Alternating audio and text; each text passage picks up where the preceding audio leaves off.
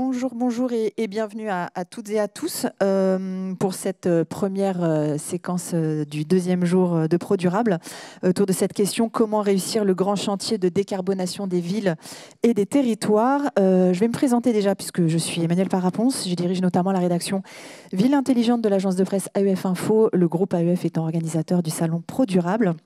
Et donc la rédaction suit et croise les politiques mises en œuvre sur les territoires pour des territoires plus durables, adaptés aux enjeux climatiques, environnementaux et numériques, et les croise avec les solutions proposées par les acteurs économiques et de la recherche. C'est donc à ce titre que j'anime cette séquence. Pour ce qui concerne le fond de ce qui va nous animer ce matin, on le sait, de par la population qu'il concerne et la part à la fois de la consommation mondiale d'énergie et des émissions de gaz à effet de serre qu'ils représentent, les territoires urbains sont au cœur de la transition énergétique, sans qu'il soit pour autant possible de ne traiter que ces territoires et de laisser de côté les territoires périphériques et ruraux. Comment mener à bien la nécessaire décarbonation de territoires aux enjeux disparates? Quels sont les leviers d'action à privilégier et avec quelle modalité de réussite? Pour en parler, je suis entourée de 4 experts et professionnels. Géraud Guibert, président de la Fabrique écologique, merci à vous d'être avec nous. Guillaume Martin, responsable RSE Énergie, groupe Beltram. David Marchal, directeur exécutif de l'expertise et des programmes à l'ADEME. Et Christine Goubet-Millot, présidente de l'UFE, l'Union française de l'électricité. Pour commencer cette séquence, on va d'abord s'intéresser au fait que maintenant, c'est indéniable, les territoires sont les pierres angulaires de la transition énergétique et écologique, mais qu'ils ont effectivement, comme je le disais, des contraintes spécifiques. Géraud Guibert, on est bien d'accord qu'il ne peut pas y avoir de transition écologique et de décarbonation sans les territoires. Ce n'est pas une planification nationale qui suffira à ce qu'on atteigne les objectifs. Je ne sais pas si le micro marche, oui, très bien. Merci de votre invitation. Bonjour à toutes et à tous. Oui, en effet, les territoires, c'est décisif. On le sait bien, la proportion d'investissement sur la transition écologique est très largement sur les territoires. Je voudrais insister peut-être dans cette intervention liminaire sur la grande diversité des territoires et la grande différence de situation entre les territoires. Il faut toujours être concret, je vais prendre 2 exemples pour montrer qu'il y a des territoires qui sont très bien outillés pour avancer, d'autres un peu moins. Le premier exemple, c'est la mobilité, et en particulier la mobilité dans les régions rurales, où, on le sait bien, on a toute une série de communautés de communes qui n'ont pas forcément pris la compétence parce qu'ils ont très peu de moyens. Du coup, la compétence relève de la région pour laquelle c'est quand même très loin pour organiser des choses très concrètes comme le transport à la demande ou du covoiturage ou ce genre de choses. Et on voit bien que là, c'est un impensé assez fort. Et je lis ça au fait à la réflexion sur les villes, parce que je pense qu'un des enjeux majeurs de l'avenir, c'est d'organiser mieux la solidarité entre les agglomérations et ce type de territoire. Ça, c'est un premier exemple. Je prends un deuxième exemple qui sont les villes moyennes. Et le sujet majeur, à notre avis, on a fait des travaux à la Fabrique écologique, on va sortir une note dans quelques jours maintenant sur les logements vacants. Sujet majeur, mais on voit bien qu'on ne traite pas de la même façon les logements vacants dans une ville moyenne qui est en difficulté économique ou bien dans une ville moyenne qui est au contraire en très forte expansion. D'où l'importance de la prise en compte de l'ensemble du monde économique dans le processus de transition et de ce monde économique sur les territoires. Et donc, il est extrêmement important qu'il y ait des endroits où puisse se discuter ce genre de sujet sur les territoires pour pouvoir avancer. Voilà 2 exemples qui montrent, me semble-t-il, que quand on parle des territoires, il faut bien avoir en tête, mais on le sait tous bien, que quand on dit territoire, ça veut dire grande diversité, et donc grande diversité forcément d'approche. Merci beaucoup. David Marchal, l'ADEME a notamment pour mission d'accompagner les territoires. Géraud Guibert donnait quelques exemples de spécificités. Vous, du point de la fonction qui est la vôtre, pardon, qu'est-ce que vous voyez comme particularité des territoires urbains denses et des territoires ruraux en matière de consommation d'énergie et d'émissions de gaz à effet de serre, puisque c'est un petit peu de ça dont on va parler spécifiquement ce matin? Bonjour à toutes et à tous. Alors effectivement, l'ADEME, c'est une agence d'expertise et une agence de financement de la transition écologique. Et moi, je m'occupe de la direction expertise et programme à l'ADEME, la direction technique, on va dire. Oui, je pense que les territoires ont un rôle majeur à jouer dans l'impulsion à donner sur la transition écologique. notamment en lien avec l'enjeu de planification. Je crois que la planification écologique qui a été déployée par l'État ces dernières années a vraiment donné une bonne impulsion au niveau national sur la trajectoire à suivre d'ici 2030 pour être sur le chemin de la neutralité carbone. Voilà, on a des objectifs, on a moins 138 millions de tonnes à atteindre en 2030, c'est décliné par secteur, tout ça est opérationnel, c'est très bien, ça a mis tout le monde d'accord en interministériel et je pense que c'était important de le faire. Le chantier de la planification écologique tel qu'il est déployé aujourd'hui par le SGPE va sur les territoires, se décline au niveau régional. Et c'est là qu'on va voir une des difficultés, cette difficulté de voir comment on réconcilie finalement des objectifs nationaux avec des politiques qui sont portées par les territoires. On a les schémas régionaux, les SRADET, on a au niveau plus local les PCAET. Aujourd'hui, rien ne garantit la cohérence de tout ça. Et je pense que c'est un enjeu fort de cette planification écologique, c'est d'arriver à réconcilier finalement les planifications qui remontent des territoires avec les objectifs nationaux en prenant en compte la diversité des territoires. Et c'est là que ce sujet de la diversité est prégnant. On a forcément dans ces approches-là des territoires qui vont faire plus que l'objectif, des territoires qui vont faire moins que l'objectif. Et faire plus que l'objectif, ça veut dire être plus que neutre en carbone, ça veut dire être plus que territoire à énergie positive. Et donc, voilà, c'est avoir plus d'énergie renouvelable, plus d'emprise paysagère, etc., etc. Et ça, c'est un vrai travail de solidarité, tel que c'était dit. Ça ne va pas être facile, mais je pense qu'il faut aussi essayer d'en tirer les opportunités pour ces territoires-là. Et effectivement, cette diversité de territoires dans l'accompagnement qu'on peut donner, on a notamment des territoires qui sont outillés en ingénierie, et qui donc savent prendre les projets en main, et d'autres au contraire qui le sont beaucoup moins. Donc nous, effectivement, dans l'offre qu'on déploie, on essaye de s'adapter à cette diversité-là. Si je donne juste deux exemples, on a l'exemple des conseillers en énergie partagée, qui sont des postes, des relais, comme on les appelle à ADEME, qu'on cofinance pour être sur le territoire au niveau partagé entre plusieurs EPCI, de pouvoir donner des conseils aux collectivités sur les économies d'énergie, la rénovation, etc., etc. Donc ça, c'est une façon quelque part d'accompagner les territoires ruraux qui ne peuvent pas ou n'ont pas les capacités de se doter en ingénierie pour pouvoir initier les projets, en fait, pour pouvoir initier des projets de rénovation, d'électrification du chauffage, etc., de déploiement de réseaux de chaleur. Et un autre exemple que je voulais donner, c'est l'outil TET, Territoire en transition. TET, c'est un package, dont un outil qu'on propose aux collectivités pour bâtir leur plan de transition, se fixer des objectifs, à la fois sur un référentiel énergie-climat et sur un référentiel économie circulaire, se fixer un plan d'action, se fixer des objectifs sur un référentiel qui est précadré et assurer le suivi. Aujourd'hui, il y a plus de 500 collectivités, 500 EPCI qui sont engagés dans TET. Et on peut, dans certains cas également, donc, accompagner l'utilisation de cet outil avec des contrats d'objectifs qui permettent de financer aussi des postes à l'intérieur des collectivités. Donc voilà, un peu. Ces deux exemples qui montrent que voilà, on essaye de s'adapter à toutes les formes de collectivités, des petites aux grandes. Merci beaucoup. Donc un travail sur l'ingénierie. Christine Goubet-Millot, comment les opérateurs de l'énergie que vous représentez à l'UFE appréhendent à la fois le rôle croissant des territoires qui sont amenés à intervenir en matière de transition énergétique, et la diversité des approches et donc des stratégies qui en découlent, dont on vient de parler? Alors, bonjour à tous et bonjour à toutes. Peut-être un mot sur l'Union française de l'électricité. Donc, nous regroupons les producteurs, distributeurs, transporteurs, fournisseurs, agrégateurs, flexibilité, stockage, donc de l'ensemble des acteurs du système électrique français. Donc, nous avons des acteurs comme EDF, ENGIE, Total Energy, RTE, Enedis et des plus petits acteurs, entreprises locales de distribution. Donc, pour dire que nous sommes présents sur l'ensemble du territoire français. Et donc, nos entreprises investissent dans les territoires. Il y a des emplois, puisque la filière électrique, c'est plus de 300 000 emplois. Donc, c'est-à-dire 69% des emplois du secteur de l'énergie, puisque nous sommes dans les territoires. Contrairement aux énergies importées, nous produisons, distribuons, indépendamment du fait que nos agents consomment aussi des services qui sont fournis par d'autres secteurs d'activité.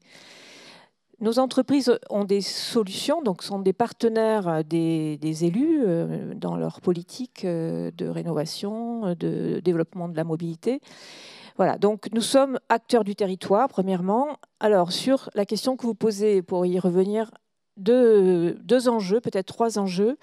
Le premier, c'est dire le rôle clé des réseaux qui sont en fait qui équilibrent l'offre et la demande en temps réel des besoins d'électricité. Et donc, comme vous le savez, les centres de consommation ne sont pas forcément là où il y a les centres de production. Et en plus, on intègre dans les territoires des énergies renouvelables donc dont la production est variable. Et donc, ce rôle d'équilibrage entre les besoins de consommation d'électricité et les centres de production, c'est les réseaux qui foisonnent. Donc, je voudrais vraiment insister sur ce rôle important des réseaux électriques. Et ces réseaux électriques, eh bien, nous avons la chance d'avoir un réseau électrique qui va dans toutes les petites campagnes, et vous le savez bien, y compris dans les zones les plus reculées. Voilà. Alors, je ne vais pas parler de la péréquation ici sur la partie facture, mais peut-être que nous y reviendrons. En tout cas, dire que c'est un rôle très important pour tous les territoires.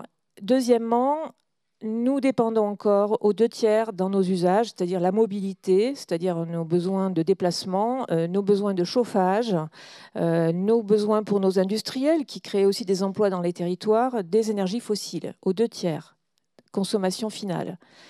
Et donc, la question qui se pose, c'est la décarbonation de ces usages et l'électricité produite sur notre sol national est un moyen non seulement d'être indépendant, mais aussi de décarboner quand elle est bas carbone. Et la France, on est champion sur le bas carbone. Voilà, donc ça, c'est un enjeu très important parce que les besoins entre les villes et les campagnes ne sont pas forcément les mêmes. Donc là aussi, rénovation urbaine, mobilité électrique, les grandes distances, les petites distances. Donc je ne vais pas développer, mais ça, c'est un enjeu où il y a besoin pour nos opérateurs du système électrique de s'adapter aux besoins différenciés entre les villes et les campagnes. Et juste pour compléter, une nouvelle dimension qui monte et dont on ne parle peut-être pas suffisamment, c'est l'adaptation au changement climatique, parce que dans le même temps où on doit lutter contre le réchauffement climatique, donc décarboner, électrifier pour réduire les émissions de CO2 des énergies fossiles, eh bien, on sait, et c'est à peu près inéluctable, qu'on va devoir s'adapter à un climat qui va changer.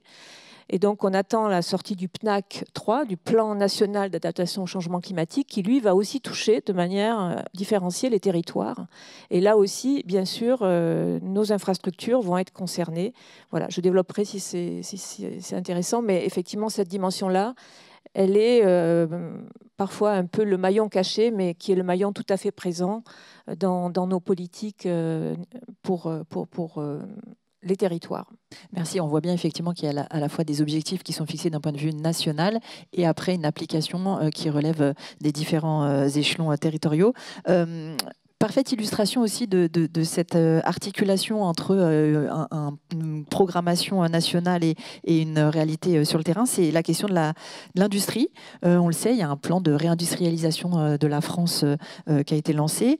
Donc on est plutôt sur une logique de favoriser une industrie entre guillemets verte. L'idée, c'est pas d'alourdir l'empreinte carbone des territoires. Et en même temps, se pose quand même la question pour les industries existantes qui sont souvent localisées en périphérie ou en zone rurale, qui consomment beaucoup d'énergie par définition, qui émettent aussi beaucoup de CO2, de comment on peut allier cette volonté de réindustrialiser, et de conserver des industries en place et de décarboner les territoires. Guillaume Martin, vous produisez de l'acier dans la banlieue de Valenciennes. Comment, selon vous, on peut arriver à concilier ces deux injonctions qui semblent contradictoires ?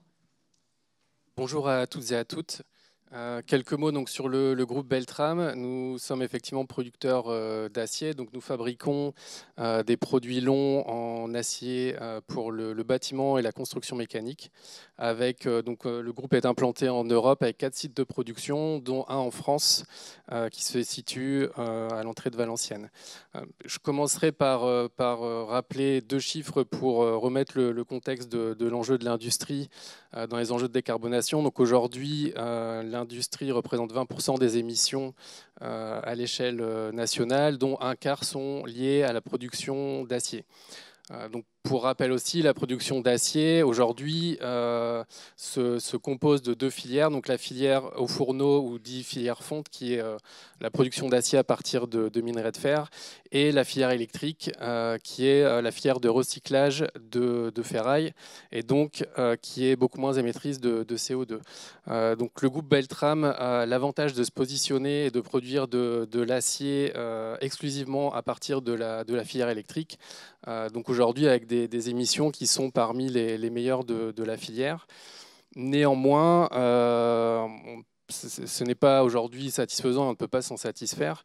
Donc le groupe, comme aujourd'hui la grande majorité des groupes industriels, s'engage sur la poursuite de cette décarbonation. Nous avons fixé un objectif de 40% de réduction des émissions de CO2 à l'horizon 2030, donc sur les scopes 1 et les scopes 2. Donc je dirais pour... Peut-être rappeler quelle est votre émission aujourd'hui pour qu'on se rende compte de la marche que ça représente de baisser de 40%. Aujourd'hui, quand vous produisez une tonne d'acier, c'est combien de tonnes de CO2? Alors aujourd'hui, sur nos émissions de la filière électrique, si on prend l'ensemble des scopes, donc émissions directes, indirectes, c'est à peu près une demi-tonne de CO2 par tonne d'acier produit et transformé donc en produit fini, contre environ 1,5 à 2 tonnes de CO2 pour la filière fonte. Donc aujourd'hui, on a déjà, je dirais, un grand gap et on est déjà considéré comme un acier bas carbone, mais on souhaite aller encore plus loin. Et donc pour conclure et répondre globalement à votre question, je pense que les deux doivent se faire en parallèle, donc la décarbonation des territoires et des industries, voire même, je pense, certainement en synergie, puisqu'on va retrouver des thématiques communes qui vont être le besoin d'accès à l'énergie décarbonée, ou également des enjeux de décarbonation des flux logistiques et de transport, notamment quand on est un site industriel en banlieue d'agglomération, comme c'est le cas pour nous. Merci. Ça pose la question effectivement des nouveaux usages, l'électrification, parce qu'on veut décarboner, mais encore faut-il que l'électricité soit suffisante et que ça puisse répondre aux nouveaux usages. Justement, les axes d'action les plus pertinents en termes d'impact carbone. Géraud Guibert, quand on s'est parlé un peu pour préparer cette séquence, vous me disiez que déjà, avant de savoir quoi faire, il fallait précisément connaître les besoins et cartographier un petit peu en tenant compte justement de cette diversité des territoires et des situations, d'abord faire une cartographie avant de décréter qu'il fallait faire ça ou ça. Oui, en effet, je n'ai pas présenté la fabrique écologique parce que je pense que la plupart d'entre vous la connaissent. Sink et Doutan, qui fait de nombreux travaux, vous pouvez regarder sur notre site, de nombreux travaux, et qui est une forte articulation avec le monde économique, à partir d'un réseau d'experts donc très diversifié. Donc d'ailleurs, si vous avez envie de venir y travailler, vous êtes évidemment les bienvenus. Oui, en effet, nous pensons qu'il faut réfléchir aux outils. Il y a eu beaucoup de progrès sur les outils qui ont été faits, et en particulier sur les cartographies des émissions des gaz à effet de serre dans les territoires. Il y a eu beaucoup de progrès sur les outils qui ont été faits. Mais reconnaissons qu'il y a encore beaucoup de choses à faire. Alors je vais prendre quelques exemples pour montrer à la fois la nécessité d'une forte ambition sur ces sujets et en même temps quelques difficultés. Le premier outil important, c'est évidemment tout ce qui concerne la RSE et CSRD. Et je crois de ce point de vue-là, qui est quand même un sujet d'actualité tout à fait important, et je crois de ce point de vue-là qu'il faut avoir bien conscience que tout ça doit être utile pour le monde économique, et que tout ça doit faire l'objet d'une réflexion pour avancer en marchant. Et donc, parce que je sais qu'une bonne partie du monde économique s'inquiète de ces sujets, encore une fois, ce qui est important, c'est d'avancer en marchant, de commencer à se rentrer dans cette logique-là, quitte à ne pas forcément tout de suite faire exactement l'ensemble des paramètres dont on sait bien de toute façon que le calendrier est étalé, et donc en tout cas, un certain nombre de catégories d'entreprises ont le temps d'y réfléchir. Encore faut-il s'y mettre le plus tôt possible et commencer. Et encore une fois, le mieux, c'est d'avancer en marchant. La deuxième réflexion que nous avons, c'est sur les outils des collectivités locales. Il y a un certain nombre d'outils qui ont été mis en place, le budget vert, un certain nombre de choses, avec le petit inconvénient de cette idée qu'on classifie les investissements entre le vert et le non vert. Nous, il nous semble que tout investissement, et en particulier au niveau local, tout investissement doit faire l'objet d'une mesure de gaz à effet de serre. D'ailleurs, on a fait des propositions dans ce domaine, et qui soit mis sur un niveau équivalent à la mesure financière de l'investissement. Ensuite, il y a un choix à faire ensuite entre, voilà, est-ce que quand on construit une école, on prend l'option 1 qui est fortement émettrice de gaz à effet de serre, l'option 2 qui est un peu moins émettrice, l'option 3 qui n'est pas du tout. Il y a un choix à faire en fonction des réalités financières, mais au moins ce paramètre-là, systématiquement, on l'a en termes, celui qui va décider, l'a à sa disposition, et ça peut être discuté et ça peut être pris en compte dans l'analyse. Et de ce point de vue-là, on a le sentiment qu'il y a eu quelques progrès qui ont été faits, mais qu'il y a encore beaucoup à faire dans ce domaine. Je voudrais prendre un troisième exemple qui est peut-être le plus compliqué, c'est que je crois que la décarbonation, en termes de politique à suivre, ne peut bien se mener que si on prend aussi en compte la biodiversité. Et c'est quand même le sujet, un des sujets qui monte fortement, sur lesquels, heureusement, un certain nombre d'entreprises s'investissent. Nous-mêmes avons contribué, pour certaines entreprises, à travailler sur leur politique de biodiversité. Il est tout à fait important de comprendre que la décarbonation, ça se mesure facilement, hein, les émissions des gaz à effet de serre. C'est vrai que c'est assez pratique pour l'entreprise, mais que dans bon nombre de cas, on ne pourra mener une politique efficace de décarbonation que si on suit aussi ce qui se passe sur l'impact biodiversité de l'entreprise. Et je crois que c'est important. Et ça peut être fait, là aussi, il ne faut pas non plus penser que c'est des choses extravagantes. Ça peut être fait de manière assez simple, dans un premier temps en tout cas, pour pouvoir avoir une vision de ces sujets. Enfin, dernier aspect sur les outils sur lesquels je voudrais insister, c'est qu'un bon outil, ça se discute entre les parties prenantes. Et c'est peut-être ça, peut-être le message principal là-dessus, c'est-à-dire que tous ces outils doivent être discutés, concertés avec les parties prenantes sur les territoires. On ne peut pas imaginer... Alors évidemment, il y a des gens qui connaissent, et donc qui peuvent suggérer, qui peuvent montrer les analyses, mais il est très important que leur mise en œuvre soit faite sur les territoires avec l'ensemble des parties prenantes pour que chacun appréhende la situation. Merci. On aura l'occasion de revenir dans une partie suivante sur cette logique de partenariat comme condition de réussite de la décarbonation et plus largement de la prise en compte de l'environnement, de la biodiversité, de la nature. David Marchal, il y a plusieurs mots qui ont été prononcés plusieurs fois depuis le début de cette séquence. C'est le mot planification et c'est le mot solidarité. Planification déjà... En premier lieu, pour décarboner les territoires, il faut revenir à une logique globale et en particulier d'aménagement du territoire qui fait le lien entre différents usages, que ce soit justement l'implantation des activités économiques, la mobilité, l'habitat. Oui, on a effectivement... les collectivités ont ce rôle de planification qu'elles conserve ou qu'elle délègue en termes de compétences, selon qu'on parle de compétences de réseau de chaleur, compétences aménagement, elles le conservent, la gestion des déchets, etc. C'est elles qui ont cette vision planificatrice et dès lors, elles donnent le chemin à suivre. Et ce chemin à suivre, il est multifactoriel. Et c'est vrai que quand on parle de décarbonation, on a souvent le problème que, alors certes, ça se mesure facilement, quoique, mais en tout cas, ça ne se perçoit pas véritablement directement. Et les collectivités ont d'autres cordes à leur arc pour faciliter la transition écologique, notamment le sujet de l'artificialisation des sols, notamment le sujet biodive, enfin, des choses qui sont plus locales, qualité de l'air, en fait. Tous ces leviers de la transition qui ont des impacts locaux et directs sur les habitants et qui sont peut-être plus faciles à mettre en œuvre avec des conséquences plus directes pour les habitants. Le sujet de l'adaptation au changement climatique également qui a été cité. Et c'est vrai que la compétence aménagement des collectivités, elle relie un peu tout ça. Elles savent où est-ce qu'elles vont refaire un centre-ville, elles savent où est-ce qu'elles vont faire une zone d'activité. Elles peuvent dès lors planifier, moi je vais prendre l'exemple des réseaux de chaleur, parce que la chaleur c'est un peu moins de 50% des besoins d'énergie en France qu'on consomme aujourd'hui sous forme de chaleur dans l'habitat ou dans l'industrie. Donc c'est tout à fait significatif. Et cette chaleur aujourd'hui, elle est effectivement principalement carbonée. Les collectivités, elles ont cette faculté de financer des réseaux de chaleur pour produire en centralisé une chaleur qui est propre et pour la distribuer dans des logements, dans des hôpitaux, dans des entreprises.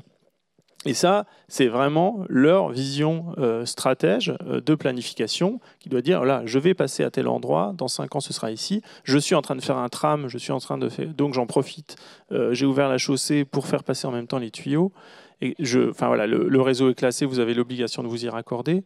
Tout ça, ça fait vraiment partie des missions de la collectivité. J'ai un industriel à côté qui a de la chaleur fatale, eh bien, je vais lui proposer de pouvoir la valoriser.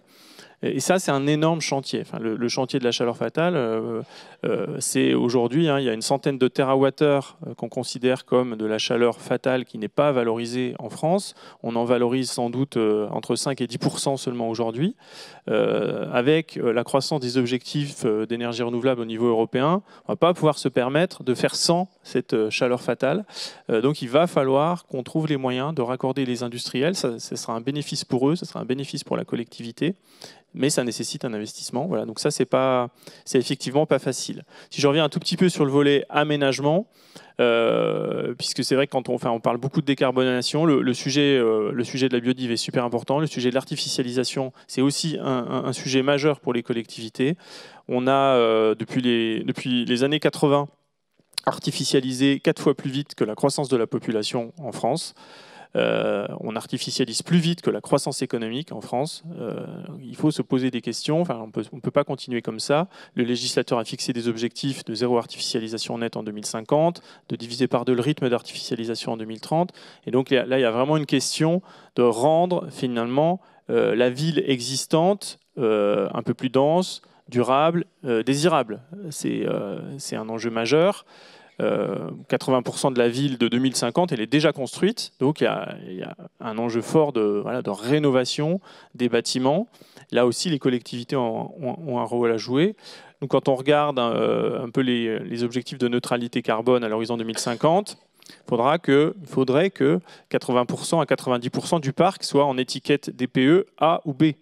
Aujourd'hui, on a 6% du parc qui est en étiquette DPE A ou B. Donc on voit le gap, on voit l'énorme chantier de la rénovation performante, où là aussi les collectivités ont un rôle à jouer, soit dans l'info-conseil, la sensibilisation vis-à-vis des ménages et vis-à-vis des entreprises.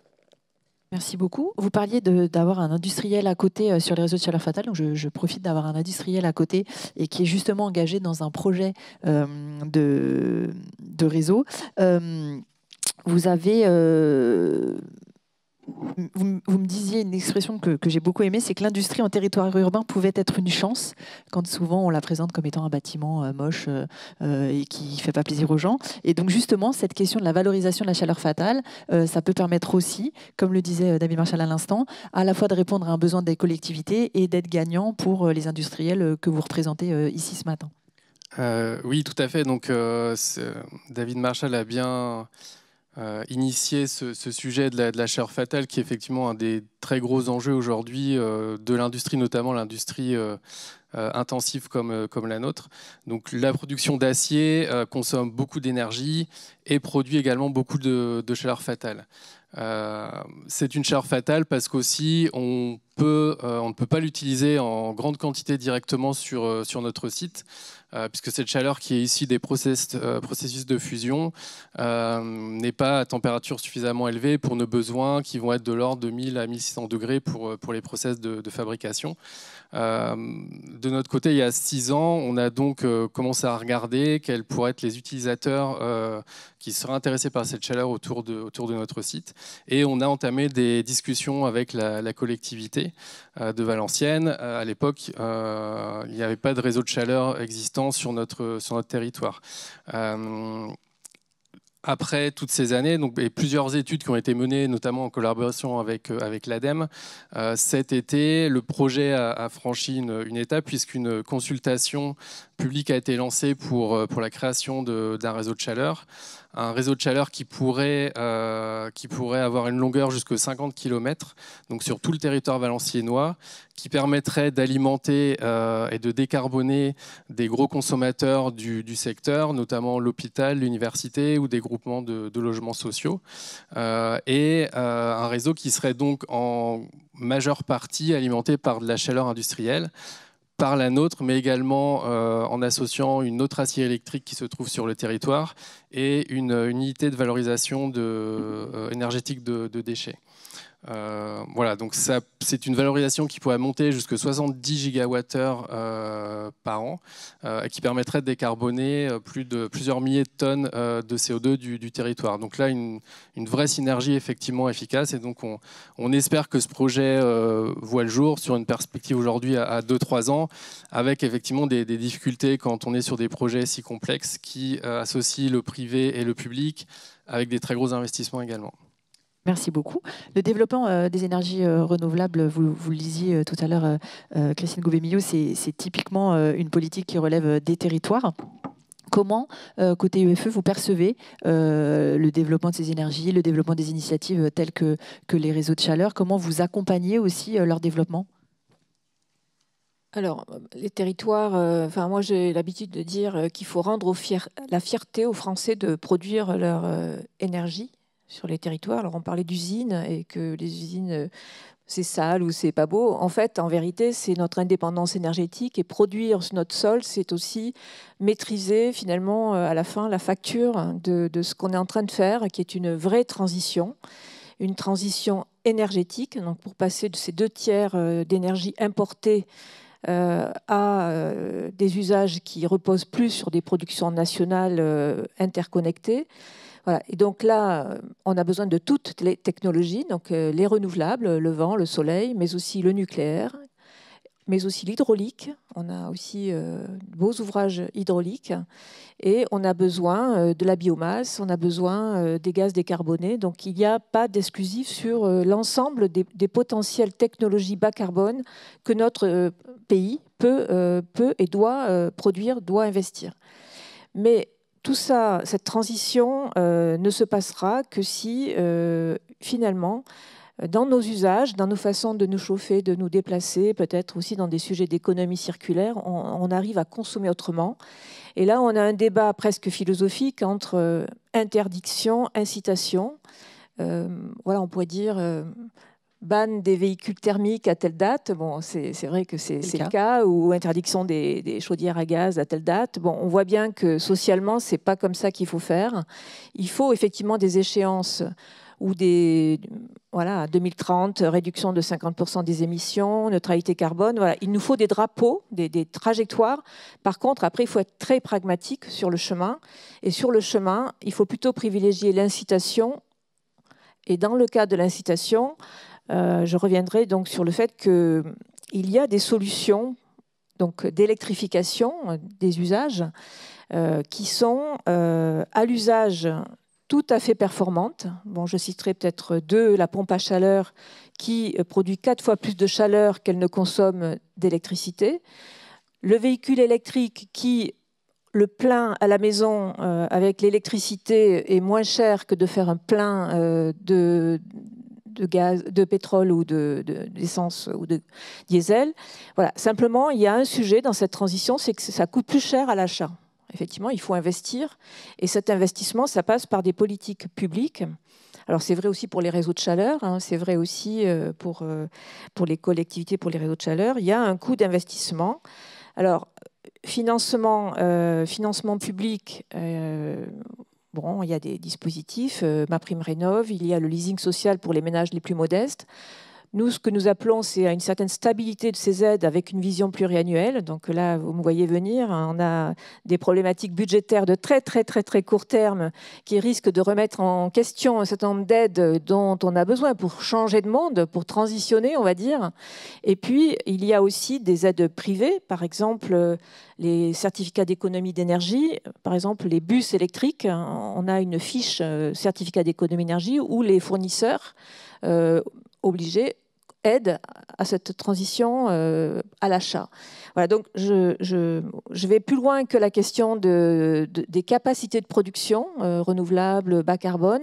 Je pense que le point clé, le point nodal de toute cette transition énergétique, c'est effectivement par le bottom-up, par le consommateur, par les territoires, et par cette transition où il faut amorcer l'investissement par des aides publiques, des aides privées, sachant qu'après, en coût d'usage, en performance énergétique et en décarbonation, on s'y retrouvera.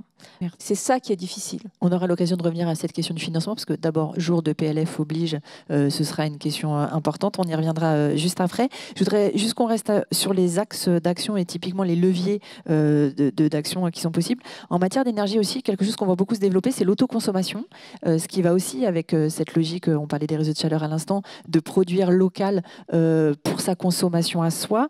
David Marchal, comment vous voyez ce développement? Vous le constatez tous les jours à l'ADEME, et en même temps, il ne faudrait pas non plus imaginer que ça pourra suffire et que chacun va produire ce qu'il consomme et puis on va régler le problème comme ça. Oui, alors l'autoconsommation à différentes échelles, enfin, c'est le sujet de l'autoconsommation à différentes échelles que vous posez là. L'autoconsommation se développe très fort, effectivement, notamment l'autoconsommation photovoltaïque. On a un quasi doublement du nombre d'installations en autoconsommation en 2023 par rapport à 2022. À peu près 400 000 installations, plus de 2 gigawatts. Et donc ça, c'est de l'autoconsommation individuelle, donc des gens qui installent des panneaux solaires sur leur toit pour l'autoconsommer eux-mêmes.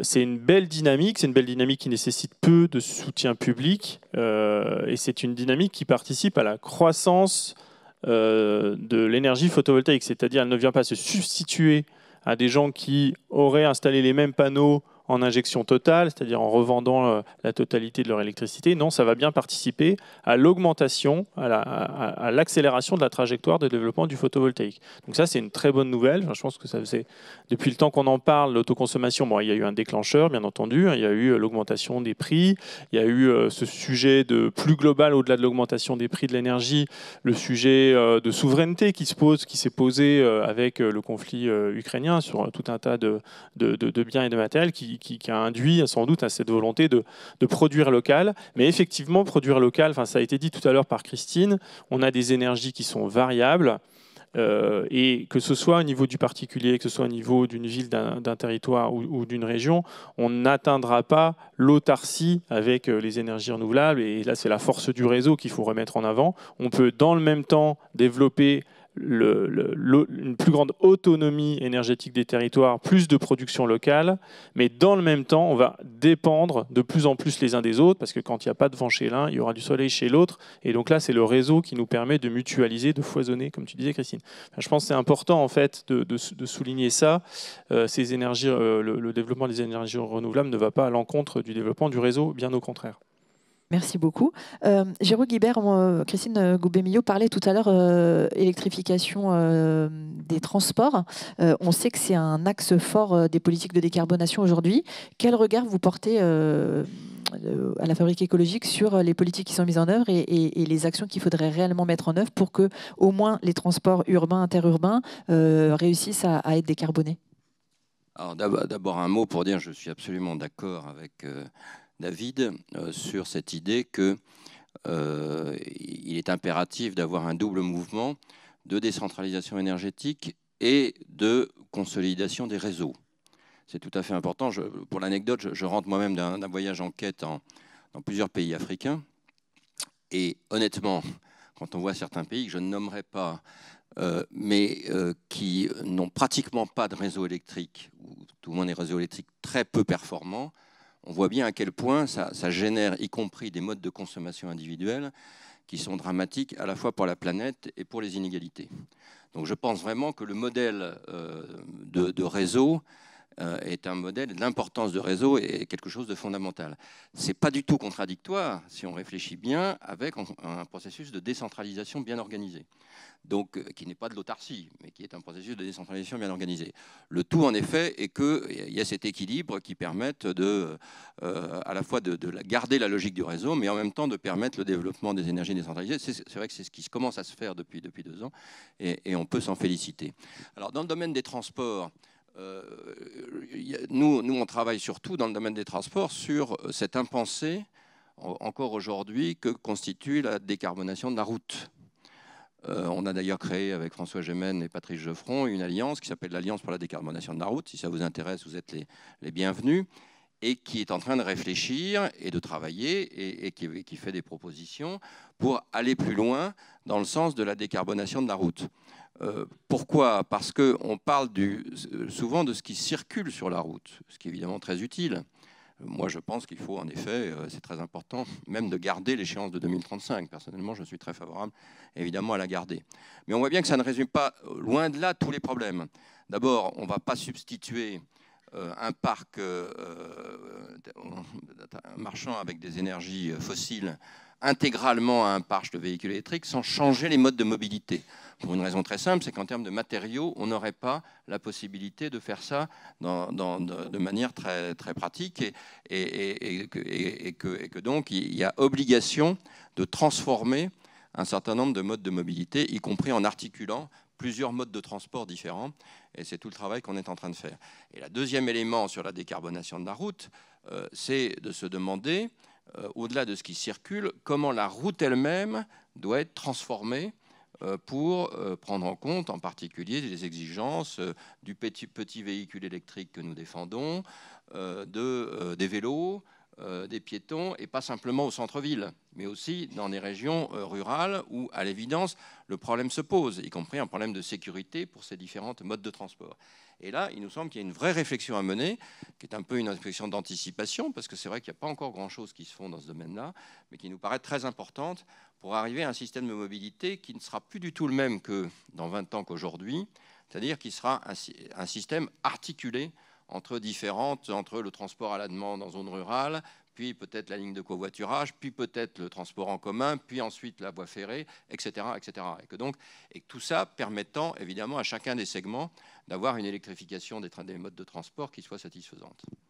Merci. On a parlé effectivement des usages, c'est revenu plusieurs fois, Christine Goubet-Millot, vous en parliez, on va y revenir, mais effectivement sur cette question de la diversification et de la prise en compte cette fois non plus des territoires mais des usages, comment côté UFE et énergéticien vous travaillez sur cette question? Alors, ça a été dit, le rôle des réseaux, c'est ce qui nous permet de faire système. Et tout ça ne marche, les usages, la production, y compris la partie variable de la production, et le rapprochement des besoins et la diversité des territoires par rapport à ces besoins, tout ça ne marche que si on fait système. Et les réseaux, c'est un peu la plateforme de ce système. On parlait d'autoconsommation à l'instant.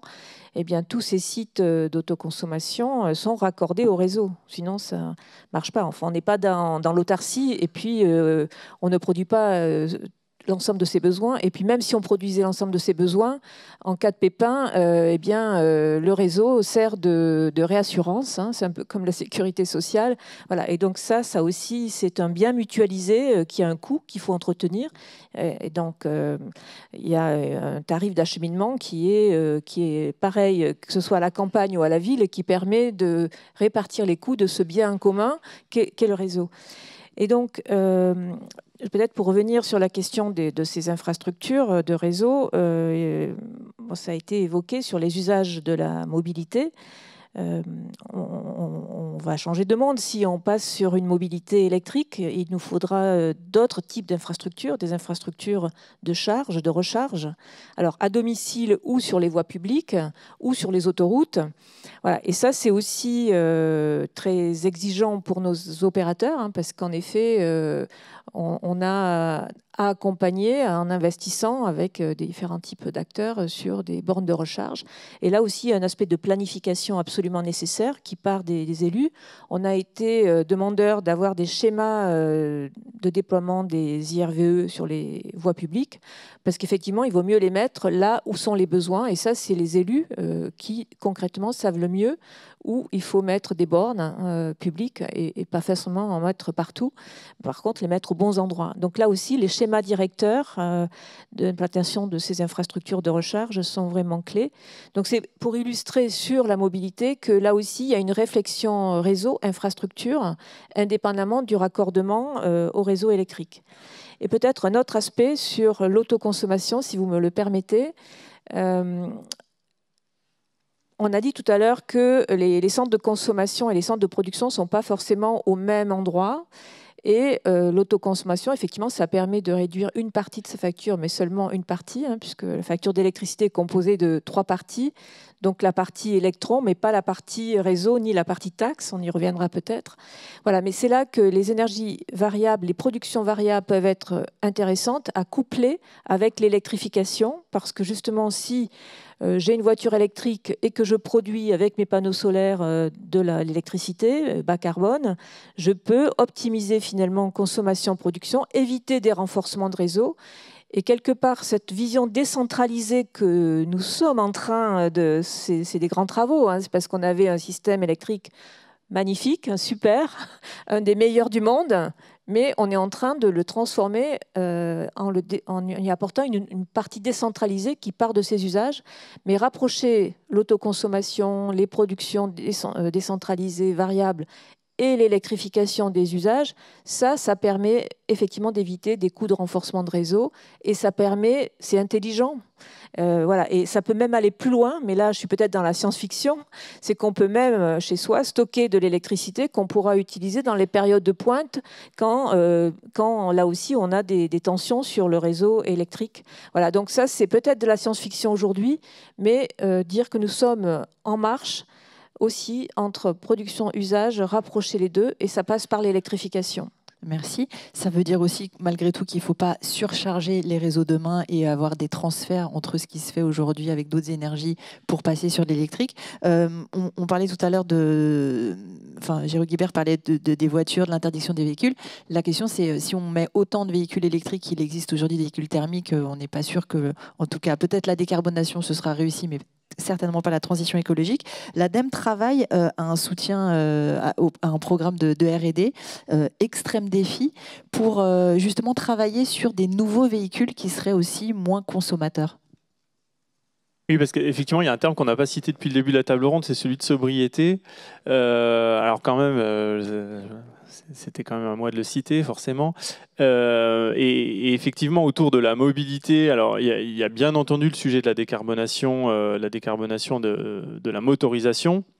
Mais ce qu'on voit aujourd'hui quand même, c'est des véhicules électriques qui rentrent par le haut de gamme. Alors c'est normal, c'est des stratégies de constructeurs. En tout cas, une grande partie rentre par le haut de gamme avec des véhicules qui sont lourds. On a publié il y a 1 an et demi un avis de l'ADEME sur le véhicule électrique dans lequel on disait, bon, bien entendu en France, avec l'électricité décarbonée, le véhicule électrique a un bilan environnemental qui est positif. Néanmoins, si on veut garantir un écart significatif en prenant en compte l'impact de la fabrication de la batterie, on proposait de rester sur des véhicules avec des tailles de batterie, on va dire, raisonnables. Voilà, 60 kWh, c'est à peu près le chiffre qu'on avait donné à l'époque. Alors ça veut dire quoi? Ça veut dire qu'il faut sans doute se projeter dans un changement d'imaginaire par rapport au véhicule. On ne va pas remplacer le véhicule thermique d'aujourd'hui qui fait 1300 km quand on a un diesel par un véhicule à batterie. Enfin, si on veut le faire, en tout cas, les impacts matériaux vont être très significatifs. Donc on a aussi à changer un peu les imaginaires. Alors, il faut rassurer les gens, il faut effectivement avoir des infrastructures de bornes de recharge suffisamment bien placées pour que les gens se disent oui, je pourrais recharger sur mon trajet des vacances, parce qu'en fait le problème c'est de dimensionner l'achat d'un véhicule pour son utilisation une fois par an, ou quelques fois par an pour faire des grands trajets. Donc nous, on travaille effectivement à développer ces petits véhicules intermédiaires qui sont à cheval entre le vélo électrique et la voiturette. Ils ont trouvé un nom, d'ailleurs maintenant on les appelle les Vélis. Il y a une association des Vélis, ces véhicules intermédiaires. C'est un programme qui s'appelle l'Extrême Défi Mobilité, que vous pouvez trouver sur Internet, dont un journaliste qui s'appelle Jérôme Zindi a fait un vélo reportage, un tour de France à vélo, justement, pour montrer et mettre en scène ces premiers véhicules intermédiaires.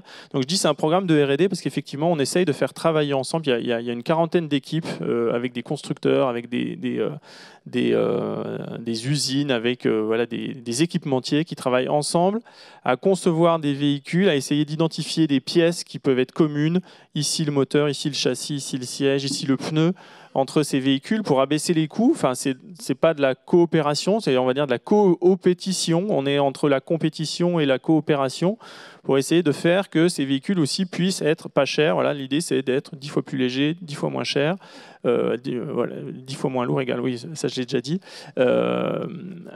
Et l'exemple du pneu, par exemple, hein, voilà, s'il faut développer un pneu, si Michelin doit développer un pneu spécifique pour faire une série de 1000 véhicules, bah forcément, il va être cher. Si au contraire, ils arrivent à se mettre d'accord entre eux pour que le pneu il ait telle taille et tout, et que ça puisse servir à tous les véhicules, bah forcément, on aura quelque chose de moins cher. Donc c'est bien l'idée de ce programme, voilà, qu'on pousse pas mal.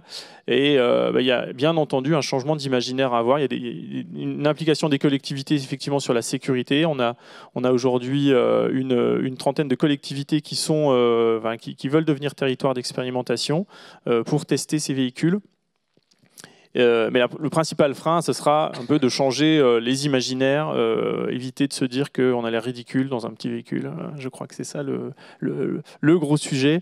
Mais voilà, il faut espérer qu'on y arrivera. Et quand on voit la transition qu'il y a eu sur le vélo, je dois dire, enfin moi je suis assez optimiste par rapport à ça. On a fait quand même, on est allé très vite sur le vélo depuis la crise Covid.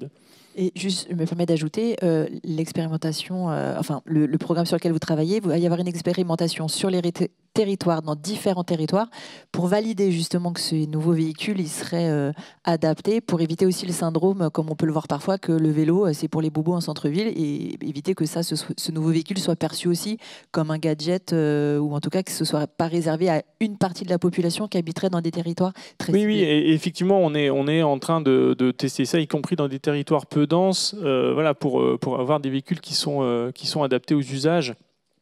Et j'ai oublié de dire hein, que ce programme bénéficie d'un financement aujourd'hui France 2030, à la fois sur la partie industrialisation et sur la partie développement, expérimentation dans les territoires.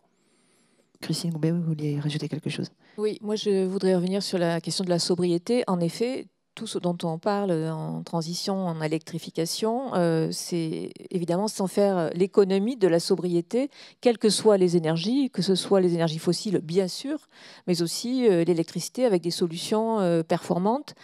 Et donc, on a réussi quand même dans la période de crise que nous avons vécue à faire 10% d'économie sur l'ensemble des énergies, y compris l'électricité. C'est une très bonne chose, il faut continuer. Voilà. Et peut-être dire en complément de cette question de sobriété, c'est que nous travaillons aussi, les fournisseurs d'énergie, à des offres qui soient saisonnalisées, heure pleine, heure creuse. Il faut aussi davantage avoir des propositions tarifaires pour les consommateurs qui soient incitatives à consommer quand les productions électriques, là je parle d'électricité, sont là, et à savoir déplacer l'usage de ces équipements, qu'ils soient de la mobilité ou machines à laver domestiques, dans des moments où l'électricité produite est plus abondante, donc moins chère. Voilà, donc les offres, on dit euro saisonnalisées, ça c'est vraiment un sujet qu'il faut développer de manière très très forte, et en plus on le peut en France puisque nous avons déployé 35 millions de compteurs Linky qui permettent de faire cette flexibilité de la demande par rapport justement aux tensions qu'on peut noter dans les réseaux. Offre, demande. Voilà, donc sobriété évidemment, mais aussi plus loin que cela, avoir des tarifications incitatives à consommer à certains moments et moins à d'autres, ou à déplacer ses consommations pour être flexible. Merci beaucoup. Jérôme Guibert, cette question de la sobriété, elle passe effectivement souvent quand même par, on l'a bien vu, la réduction de la consommation d'électricité, enfin en tout cas d'énergie, la dernière année, elle était aussi liée à une hausse des prix de l'énergie qui a incité les Français à mettre moins de chauffage. C'est l'indicateur prix, la question de l'investissement aussi des politiques publiques pour faire baisser peut-être le prix pour le consommateur, c'est un gros facteur incitatif à la sobriété et au changement des usages.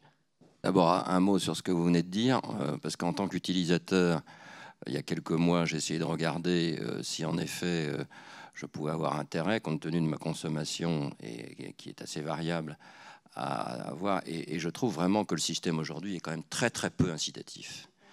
Vraiment. Hein. Et donc il y a vraiment un travail à faire parce que ça me semble en effet une évolution tout à fait importante et intéressante. Et ça rejoint, peut-être qu'on peut dire un mot des problèmes financiers, ça rejoint la logique financière, me semble-t-il, de tout ça. Quelle est-elle aujourd'hui? On voit bien qu'aujourd'hui, il y a une nécessité de faire énormément d'investissements, dont un rapport de France Stratégie il y a quelques jours vient de montrer que les 2/3 ou les 3/4 n'étaient pas rentables, et qu'il y en avait simplement une partie qui était rentable. Ce qui veut dire donc, pour qu'il soit fait, qu'il faut qu'il y ait une première hypothèse, c'est qu'il y a un certain nombre d'investissements publics qui soient faits, ou d'encouragement public. Or, on le sait bien, on voit bien la difficulté dans laquelle on est, etc. Donc, il n'y a pas 36 000 manières de s'en sortir. Soit on arrive au niveau européen à dégager quelques marges de manœuvre supplémentaires, mais ça sera compliqué. Soit on arrive à diminuer des dépenses ailleurs pour financer la transition écologique, mais ça sera compliqué. Alors, quelle est la solution? Moi, je pense qu'on ne réfléchit pas assez. Alors, ça commence, d'après ce que je vois dans le projet de budget, ça commence à venir, sur la logique qui me paraît d'une évidence absolue dans une économie de marché, qui est qu'il faut faire en sorte que les produits propres soient du même tri, au moins du même prix, et pas plus chers que les produits sales. Et ça, si on applique cette logique, alors c'est ce qui commence à être fait sur les voitures, par exemple, puisqu'il va y avoir une augmentation, ça paraît-il, très forte des malus sur les véhicules thermiques. Mais c'est quand même la logique des choses, c'est que le système de prix prenne en compte directement la nécessité de transition écologique et donc améliore la rentabilité des investissements pour la transition écologique par rapport à ce qui existe aujourd'hui. Alors évidemment, c'est plus facile à dire qu'à faire, mais on voit bien qu'il y a toute une série de marges de manœuvre possibles, y compris par exemple sur le système de TVA, par exemple, ou toute une série de choses possibles. Je pense aussi par exemple au débat sur l'aviation, où on s'interroge gravement pour savoir s'il faut plafonner le nombre de vols en avion. Bon, on a raison de défendre la sobriété dans ce domaine, parce qu'il y a beaucoup de choses qui peuvent être diminuées ou limitées, mais on ne s'interroge jamais sur savoir si, dans les liaisons moyenne distance, le prix de l'avion est plus cher ou moins cher que le prix du train. Et je peux vous donner la réaction de ma fille, qui a passé ses vacances au Danemark cet été, et qui m'a dit, tu comprends, j'ai un vol low cost qui est à 25 €, alors que le train, ça coûte 120. Bon, bah, qu'est-ce que vous voulez, ma fille, elle a 25 ans, donc elle n'a pas forcément des moyens illimités. Donc tous ces raisonnements-là expliquent que le fait qu'il n'y ait pas de changement, il ne faut pas se raconter d'histoire. Et donc si on travaillait davantage à cette idée, y compris par le système fiscal, si on travaille davantage à cette idée qu'il faut que les produits propres soient, en particulier quand ils sont concurrenciés, y compris sur l'alimentation par exemple, et si on arrivait à faire ça, je pense, et je terminerai là-dessus, je pense qu'on arriverait à convaincre, c'est quand même un des sujets d'aujourd'hui, de la société d'aujourd'hui, du fait qu'un certain nombre de catégories de la population, en particulier à revenus modestes, se disent la transition écologique, soit c'est pas pour moi, soit ça m'entraîne des risques sur ma façon de vivre qui sont insupportables. Bon. Et ben, si on arrivait à mettre en œuvre ce type de logique, je pense qu'on arriverait à démontrer qu'au contraire, la transition écologique serait avantageuse pour un certain nombre de catégories sociales, ce qui me semble un enjeu assez important dans la période qui va s'ouvrir. Merci beaucoup. Guillaume Martin, c'est un discours qui vous parle, ça, parce que typiquement la question de l'indicateur prix entre de l'acier, je ne vais pas dire vert, mais plus propre, en tout cas produit de façon électrique par rapport à un acier fait par fonte, les prix ne sont pas les mêmes, alors même qu'il y en a un qui est quand même plus vertueux au regard de l'environnement. Alors c'est un gros sujet. L'acier est un secteur assez spécifique parce qu'effectivement l'acier bas carbone électrique il existe depuis des décennies, donc c'est pas un nouveau process qui a été mis en place. En revanche, la filière fonte qui doit aujourd'hui se décarboner, elle a besoin de beaucoup d'investissements justement pour passer soit en filière électrique, soit sur d'autres types de décarbonation comme la réduction directe par l'hydrogène. Donc aujourd'hui, il est clair que la filière fonte doit se décarboner vu les enjeux. Les aides sont clairement en grande partie dirigées plutôt vers cette filière. Aujourd'hui, nous, on produit de l'acier qui est déjà bas carbone, mais dans des logiques de coûts de vente qui sont très liées à un marché structurel de l'acier. Donc aujourd'hui, clairement, on n'a pas de premium de vente à vendre un prix, enfin en tout cas un acier plus bas carbone. Donc, Géraud disait effectivement, et je pense que je suis assez d'accord sur le fait qu'il peut être bien d'avoir accès à des matériaux et des produits plus vertueux au même prix. Je pense que c'est important. Mais par contre, ça peut avoir un coût. Donc, soit on arrive à aider un peu plus et à trouver les moyens justement de réduire les coûts de production sur les matériaux bas carbone, soit à l'inverse, effectivement, on vient peut-être plus taxer les produits plus émetteurs de CO2 pour qu'il y ait une concurrence qui puisse être réaliste. Et voilà, aujourd'hui, nous, on veut continuer à aller plus loin dans la décarbonation. Ça coûte de l'argent puisqu'on va chercher des émissions de CO2 sur des process qui sont déjà des meilleures techniques disponibles, donc qui coûtent beaucoup d'argent en CAPEX et en OPEX, avec des résultats qui sont parfois moins importants que transformer complètement un modèle de production. Et dans un contexte économique qui est assez compliqué du secteur de l'acier, qui est lié aussi au secteur du bâtiment, avec des contraintes de prix d'énergie, d'investissement important pour le maintien des installations et pour poursuivre la réduction des impacts environnementaux. Donc voilà, nous on appelle aussi clairement à pouvoir continuer à soutenir et ne pas oublier les filières historiques qui sont déjà, je dirais, des bons élèves, et à pouvoir les faire perdurer. C'est important de décarboner les usages aujourd'hui émetteurs de CO2. Ce serait dommage d'oublier des filières qui sont déjà plutôt bonnes élèves et qui pourraient avoir un risque pour leur pérennité en faisant face aussi justement à des usines qui vont être toutes neuves subventionnées. Merci beaucoup. Christine Goubet-Miault, la question se pose aussi dans le secteur électrique. Aujourd'hui, les offres commerciales, je vais me placer là aussi comme citoyenne et consommatrice, les offres d'énergie verte sont souvent plus chères que les offres historiques, même si ça change ces dernières années. Mais à un moment donné, aller vers des énergies renouvelables, ça pouvait être plus coûteux pour le consommateur, alors même qu'on incitait à ce développement.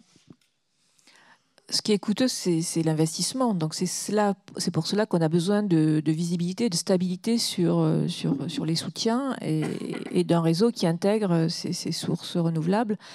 Bon, je ne vais pas revenir sur les offres vertes parce que bon, c'est différenciant entre les fournisseurs, mais la question du pouvoir d'achat, de la compétitivité est clé. On a quand même un risque de décrochage et en Europe et en France par rapport au reste du monde. Mais quand on parle de cela, il faut, et alors vous avez évoqué le sujet difficile de la fiscalité, et je crois que c'est un sujet qu'on va traiter dans les prochaines semaines, mais peut-être qu'on ne va pas le traiter de la meilleure manière, donc c'est pour ça que c'est pas mal que nous en parlions. En fait, on parle beaucoup de factures d'électricité, mais moi je voudrais qu'on parle de facture énergétique globale des Français et des entreprises également, parce que qu'est-ce qui est cher ? C'est aussi les énergies importées que nous consommons aux 2/3. Et donc cette question de la fiscalité comparée et de la compétitivité comparée de l'électricité bas carbone renouvelable par rapport aux énergies importées, elle est clé. Et donc là, la fiscalité est discriminante ou devrait être discriminante. Aujourd'hui, l'électricité bas carbone, elle est 5 fois plus taxée que le pétrole, 10 fois plus taxée que le gaz, au regard des émissions respectives du contenu carbone respectif de ces différentes énergies, par exemple.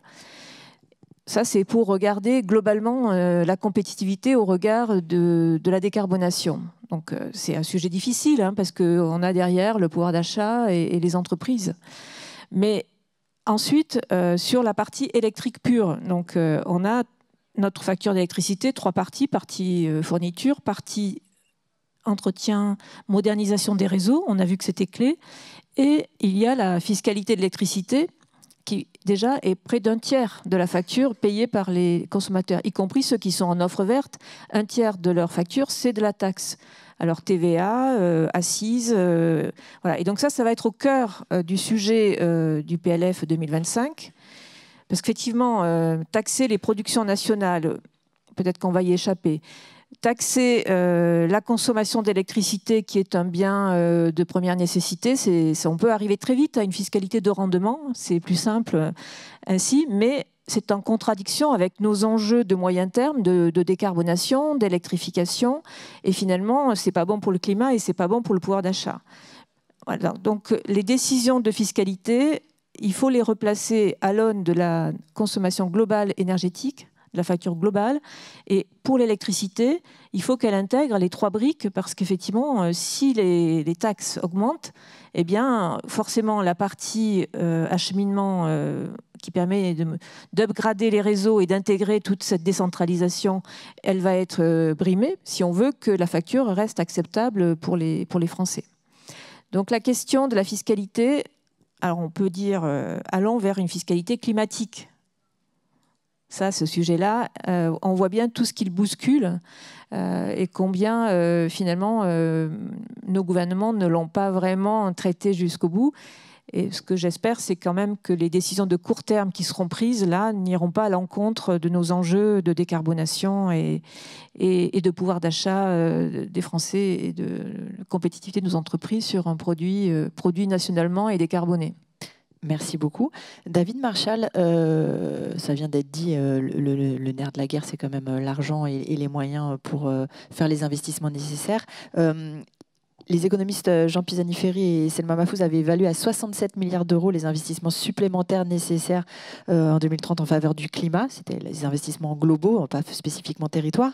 Le projet de loi de finances qui va être présenté ce soir devrait clairement sabrer dans les crédits, notamment de l'ADEME, est disponible pour aider aux politiques sur les territoires. Comment vous envisagez, même si je sais que vous n'avez pas le document et que vous n'avez pas le chiffre exact, mais bon, les lettres plafond parues cet été faisaient quand même état de moins 30 ou moins 35% des crédits disponibles. Comment, alors que les besoins sont là, que tout le monde a bien conscience qu'il faut faire des choses, est-ce que vous envisagez les capacités de l'ADEME à répondre aux besoins ?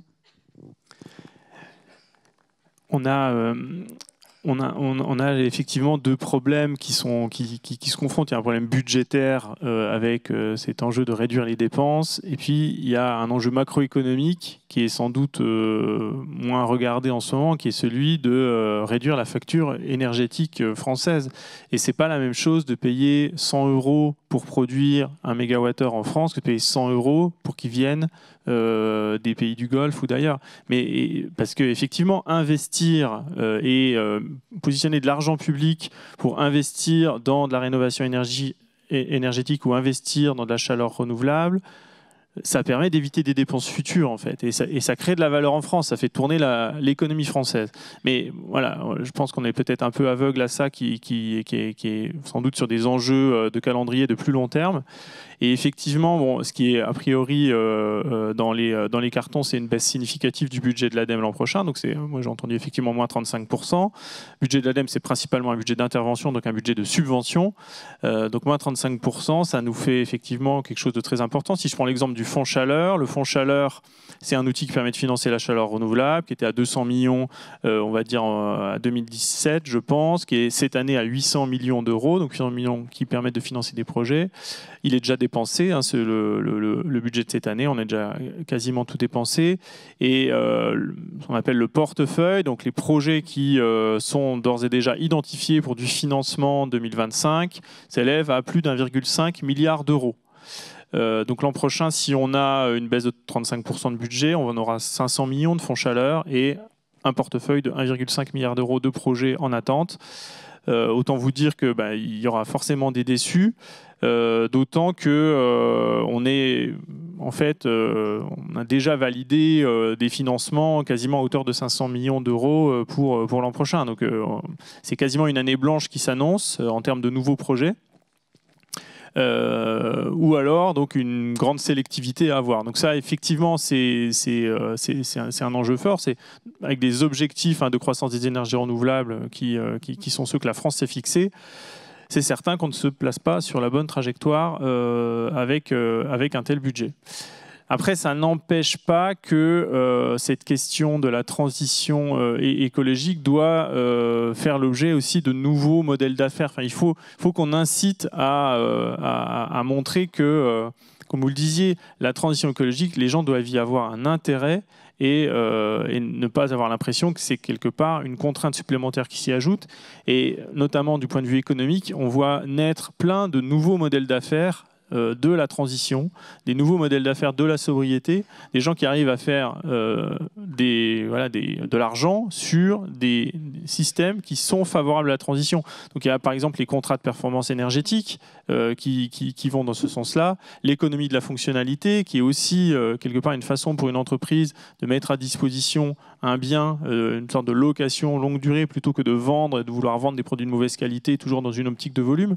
Et donc tout ça, c'est aussi, enfin, voilà, ça va dans le sens de raconter une histoire autour de l'économie et la croissance, la valeur ajoutée qu'on peut générer grâce à la transition, et je pense que c'est très important. Merci beaucoup. On arrive à la fin de cette séquence. Peut-être un dernier tour de table. Il nous reste 2 minutes. Un mot de conclusion peut-être on a parlé des difficultés, on a aussi parlé d'un certain nombre de solutions qui existent. Donc peut-être en un mot, votre mot-clé sur comment réussir la décarbonation des territoires qui était la thématique de cette séquence. Christine Goubémiot. Alors, je reviendrai sur cette question des territoires par le partage de la valeur des ouvrages électriques et notamment des projets renouvelables, en fait, que nous voulons intégrer dans les territoires, dans le renouvellement de notre système électrique en cours. Ça vaut aussi pour les réseaux, ça vaut pour... donc tout cela, c'est aussi finalement un partage de la valeur. Il ne faut pas regarder que la question budgétaire nationale, il faut regarder aussi que dans les territoires, pour faciliter l'implantation, il faut que les riverains, mais pas seulement les riverains, les citoyens, et ça doit être collectif au niveau des élus. En fait, nous ne militons pas pour des ristournes sur les factures, mais plutôt pour une collectivisation au niveau de la commune ou de l'intercommunalité des bénéfices de cette transition énergétique et de ces ouvrages de production nationale. Et donc, nous attendons la publication d'un décret aussi qui permettrait donc que les projets soient abondés pour les communes, qui permettrait de rénover les écoles. Voilà, donc moi je voudrais conclure finalement cette séquence avec cette question aussi du partage de la valeur dans les territoires, de cette transition énergétique. Merci beaucoup. Guillaume Martin, un mot de conclusion. Juste en 2 mots, je pense que historiquement on avait, quand on parle d'industrie et de territoire, on avait des sites industriels qui se trouvaient là sur le territoire, mais vivaient un peu séparément. Je pense que la transition écologique, elle oblige à créer le lien entre les sites industriels et leur territoire, et que c'est une chance aussi, et qu'il y a beaucoup de synergies qui peuvent être trouvées. On pourrait en discuter pendant très longtemps, mais il y a les enjeux d'économie circulaire, les enjeux de flexibilité aussi électrique sur les réseaux, les enjeux de chaleur fatale. Et je pense qu'il y a beaucoup de belles choses à créer justement entre les sites industriels, les entreprises et leur territoire. Merci beaucoup. David Marchal, un dernier mot. J'ai déjà été pas mal bavard. Non, je vais me contenter de appropriation. Enfin, je crois que c'est vraiment ce terme-là que je voudrais mettre en avant par rapport au territoire, cette question d'appropriation territoriale des objectifs de la transition. Il faut qu'on les décline et qu'on se les approprie. Merci beaucoup, Géraud Guibert. 2 mots. La première, c'est que ne nous laissons pas avoir par un espèce de pessimisme ambiant. Il y a beaucoup de choses qui se passent sur les territoires, dans les entreprises, etc. Donc c'est très important à dire. Et je crois qu'il faut vraiment se saisir de ça pour montrer à quel point le changement est important. La deuxième chose, c'est qu'on entend aussi une petite musique qui est de dire 1% la France, responsabilité 1% pour le climat. Pourquoi est-ce qu'on fait des choses? Eh bien, David l'a fort bien montré. On fait des choses parce que c'est notre intérêt. Et notre intérêt, c'est en effet de diminuer et de supprimer les achats d'énergie fossile que nous faisons à l'étranger aujourd'hui et de produire sur le territoire national. Et ça, je pense que tout le monde est capable de le comprendre et de comprendre à quel point l'action climatique et l'intérêt du pays concordent très largement et non pas divergent. Merci beaucoup, merci à vous pour avoir été avec nous ce matin et avoir partagé vos analyses. Merci à vous d'avoir assisté à cette séquence et bonne 2e journée du Salon Pro Durable.